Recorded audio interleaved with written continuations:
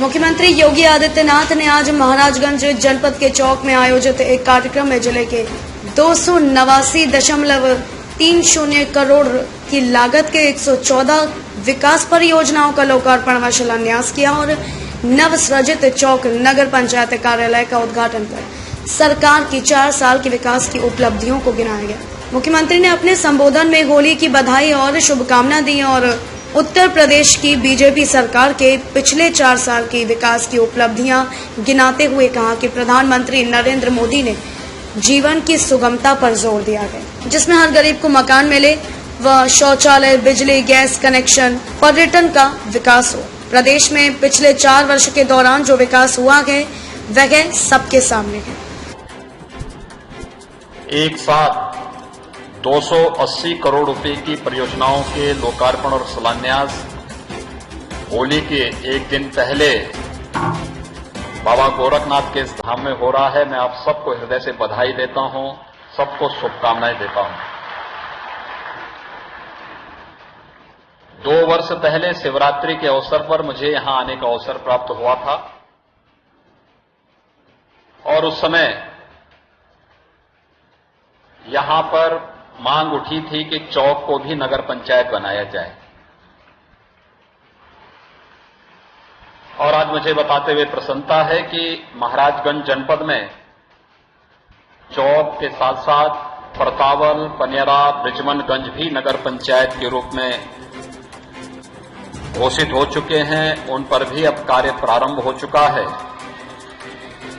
और इन क्षेत्रों में जो जनता निवास कर रही है उन्हें भी नगरीय सुविधा का लाभ प्राप्त होगा। ये क्षेत्र विकास की गति में तेजी के साथ आगे बढ़ेंगे। विकास जब होता है तो उसके साथ रोजगार भी साथ आता है, रोजगार भी इसके साथ होगा और रोजगार हरेक नागरिक के चेहरे पर खुशहाली लाने का एक माध्यम बनता है। मुख्यमंत्री ने कहा कि आजादी के बाद प्रदेश के अंदर लगभग 100 ऐसे वनटांगिया गांव थे जिन्हें कोई सुविधा प्राप्त नहीं थी, जिनमें महाराजगंज के लगभग 18 गांव थे। आज उन गांव में आजादी के बाद पहली बार ग्राम प्रधान का चुनाव होने जा रहा है। उन गांव में सड़क, प्रधानमंत्री आवास योजना, राशन कार्ड, विद्यालय, स्वास्थ्य केंद्र, पेंशन की योजना दी जा रही है। वनटांगिया गांव के विकास सामुदायिक खेती के माध्यम से प्रगति कर रहा है। कि आजादी के बाद प्रदेश के अंदर लगभग 100 के आसपास गांव ऐसे थे जिन गांवों में कोई सुविधा नहीं प्राप्त हो पाई थी, उन्हें वनटांगिया गांव कहते थे। और आज महाराजगंज के ही लगभग 18 गांव हैं जिन्हें हमने राजस्व गांव घोषित करके उनका नाम मतदाता सूची में भी डलवाया है। पहली बार वहां प्रधान का चुनाव होने जा रहा है। इस बार पहली बार प्रधान का चुनाव लोग करेंगे आजादी के बाद और प्रधान के चुनाव के साथ ही वहां पर सड़क की सुविधा दी जा रही है। ज्यादातर लोगों को मुख्यमंत्री आवास योजना में हम लोगों ने आच्छादित कर दिया है। आजादी के बाद पहली बार उन्हें राशन कार्ड की सुविधा मिली है। उन गांव में विद्यालय बन रहे हैं, स्वास्थ्य केंद्र बन रहे हैं, वृद्धावस्था पेंशन, विधवा पेंशन, निराश्रित महिला पेंशन, दिव्यांगजन पेंशन की सुविधा का लाभ उन लोगों को उपलब्ध कराया जा रहा है। और महाराजगंज जनपद के तो वनटांगिया गांव ने एक मिसाल प्रस्तुत की है कि हम यहां पे कॉन्ट्रैक्ट फार्मिंग करेंगे, सामुदायिक खेती के माध्यम से कई गुना आमदनी, चुकंदर उत्पादन के क्षेत्र में उन्होंने एक नए अन्य कदम को उठाते हुए यहां के किसानों की खुशहाली के लिए भी कार्य करना प्रारंभ कर दिया है। ये है प्रगति का मापदंड। मुख्यमंत्री ने कहा कि जो लोग आज किसानों को गुमराह करने का काम कर रहे हैं उन्हें आज महाराजगंज के वनटांगिया गांव में आकर देखना चाहिए कि कॉन्ट्रैक्ट फार्मिंग कैसे होती है। जो लोग शहरों में रहकर शहरी मूर्ख बनना चाहते हैं, कॉन्ट्रैक्ट फार्मिंग का मतलब किसानों की जमीन ले लेना है, उससे बड़ी बेवकूफी क्या हो सकती है। अपनी मेहनत से प्रशासन के साथ और जनप्रतिनिधियों के सहयोग और सानिध्य से आज वहां पर कॉन्ट्रैक्ट फार्मिंग करना प्रारंभ कर दिया है। ये कॉन्ट्रैक्ट फार्मिंग कई गुना उनकी आमदनी को बढ़ाएगा। जो लोग आज किसानों को गुमराह करने का कार्य कर रहे हैं, मैं उनसे पूछना चाहता हूं कि उन्हें कम से कम महाराजगंज के इन बनटांगिया गांव में आकर के देखना चाहिए कि कॉन्ट्रैक्ट फार्मिंग कैसे होती है।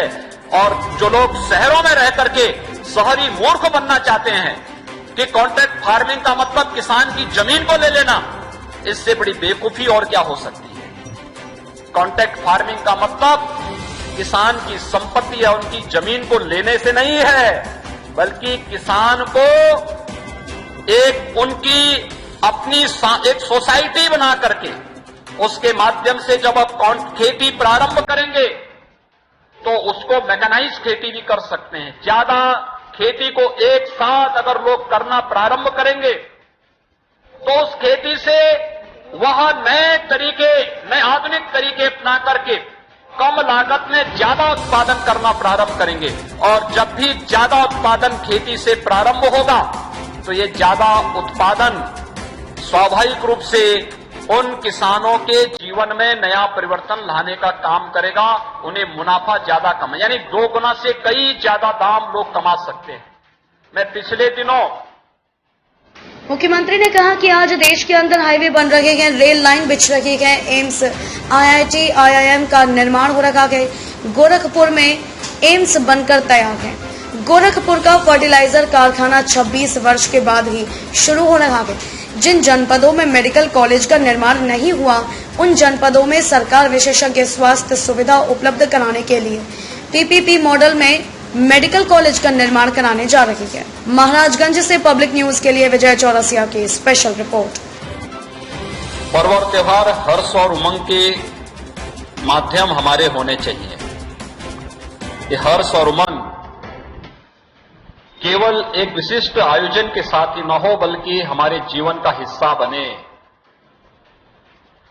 जीवन की सुगमता प्रधानमंत्री मोदी जी ने इसीलिए उस पर जोर दिया कि हर गरीब को मकान मिले, हर गरीब को शौचालय मिले, हर गरीब के घर तक विद्युत का कनेक्शन आ जाए, हर घर विद्युत को रसोई गैस का कनेक्शन मिल जाए, हर गरीब के यहां पर्यटन की सुविधाओं का विकास हो।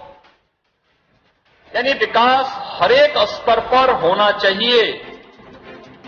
और विगत 4 वर्ष के दौरान प्रदेश के अंदर जो विकास हुआ वह आप सबके सामने है। हमारे माननीय सांसदगण, विधायकगण, पदाधिकारीगण प्रदेश सरकार के 4 वर्ष के कार्यकाल के उपलक्ष्य में आपके बीच में आए होंगे। इन्होंने उस समय बताया होगा कि सरकार की कार्यपद्धति कहां से प्रारंभ हुई। मार्च 2017 में सरकार बनने के बाद हम लोगों ने सबसे पहला कार्य ही किया था किसानों का कर्ज माफी का। और मुझे अनुमान है कि अकेले महाराजगंज जनपद में 1 लाख किसान परिवारों का कर्ज माफी का कार्यक्रम संपन्न हुआ था। लगभग 1 लाख के आसपास की संख्या। इतनी बड़ी संख्या में, इसका मतलब 1 लाख का मतलब 5 लाख लोग सीधे सीधे उस योजना के अकेले महाराजगंज जनपद में लाभान्वित हुए। आज हम प्रदेश के अंदर जब प्रधानमंत्री आवास योजना की बात करते हैं तो प्रधानमंत्री आवास योजना में प्रदेश के अंदर ग्रामीण और शहरी क्षेत्रों में 40 लाख लोगों को एक आवास उपलब्ध करवाया गया। पब्लिक न्यूज डेस्क, देश और दुनिया की खबरों के लिए जुड़े रहिए पब्लिक न्यूज के साथ।